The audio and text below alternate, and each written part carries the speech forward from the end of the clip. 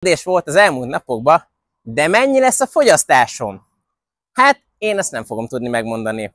Viszont tudok segíteni. Most volt pont egy felvételünk az elmúlt hetekben egy kedves tiszafüredi hölgynél, ahol korábban fával fűtött. Ez egy régi kádárkocka ház volt, nulla szigeteléssel, semmi nem volt, csak fával.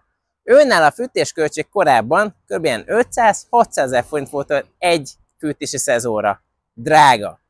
Ha hozzátesszük be az infrafűtésünket, ugyanilyen drága lesz, tehát fél millió forint alatt nem fogja megúszni.